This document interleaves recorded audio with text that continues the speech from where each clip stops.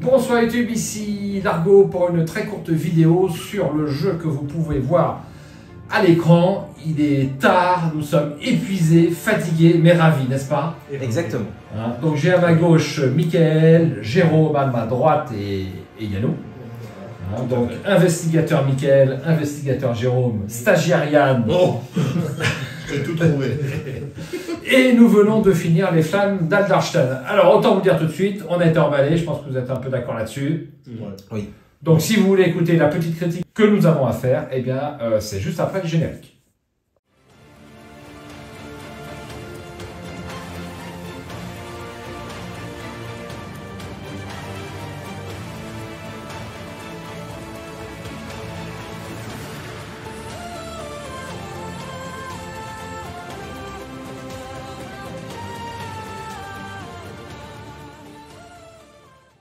Alors, les Flammes d'Aldarstein, c'est quoi? C'est un jeu enquête, une boîte, comme vous pouvez le voir, ici, avec un certain nombre de documents. Alors, on va rien spoiler, ces documents-là, vous allez les voir dès que vous allez ouvrir la boîte.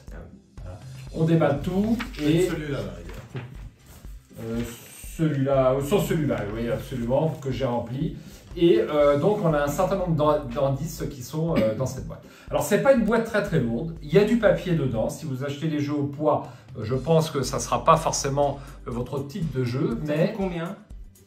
Eh bien, ça coûte un peu plus d'une trentaine d'euros. Ah oui, quand même. Une trentaine d'euros. qui était en solde à 25. Et En ce moment. il y avait quelques soldes. On se demande pourquoi, parce qu'on a trouvé ça super sympa. Alors, on va faire un petit tour de table. Mickaël, par exemple. Oui, très bien.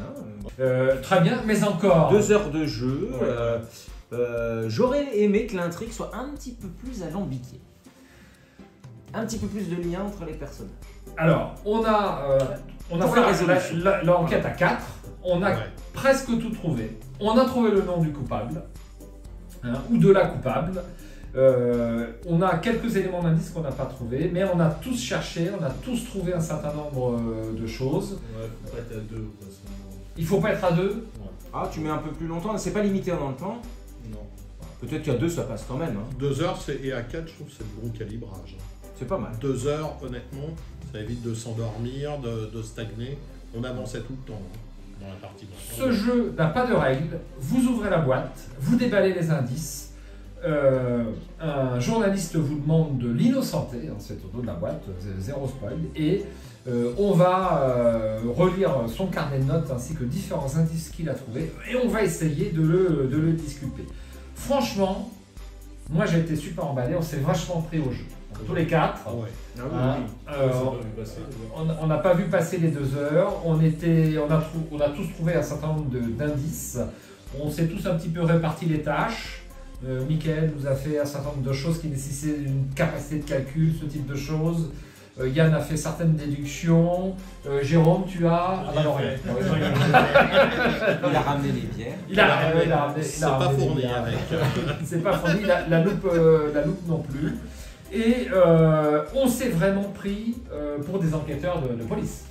Bah ouais. Les suspects sont assez vite, en tout cas, identifiés. Après, le plus intéressant, c'est de trouver pourquoi ils sont pas coupables ou s'il y a encore des traces de culpabilité qu'on peut deviner. Trouver le mobile ou trouver leur alibi de façon à les innocenter. Parce qu'ils avaient tous des mobiles. Ils avaient tous des mobiles. Là encore, on ne spoil rien. Donc Yann, t'as aimé aussi? Ça t'a plu? S'il y a une deuxième boîte qui sort, bon on équilibre par rapport à Détective où on fait des allers-retours dans les lieux, dans tout ça. Voilà. On a trouvé dans ce jeu ce qu'on n'avait pas trouvé dans Détective. C'est-à-dire la vraie enquête, la liberté, le vrai indice. Il manquait quelque chose à ce détective qu'on a bien apprécié. Mais c'était un enchaînement de cartes sans... Il n'y avait pas d'intrusion des réseaux sociaux, de tout ça, enfin d'être toujours sur une tablette. Là on y a été finalement 2-3 fois. Assez peu. Vous aurez besoin d'une liaison on y aura besoin. Bah, comme dans la vraie vie, quoi. Je veux dire, c'est... Pas plus, pas moins. On recherche, il y a 2-3 trucs à rechercher sur le net qui peuvent être potentiellement intéressants. Jérôme, t'as apprécié? Oui. Après, moi je le ferai pas tout seul.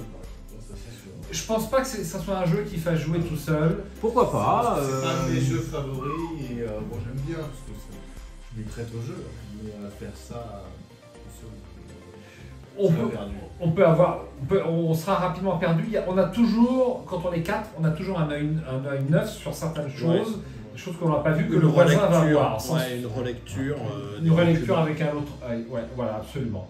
Donc, on vous recommande vivement ce jeu, et puis on est chaudement emballé. Et donc, si c'est qui? C'est Origams qui a sorti ça. Si vous sortez une autre boîte, C'est qui les monsieur qui l'a fait?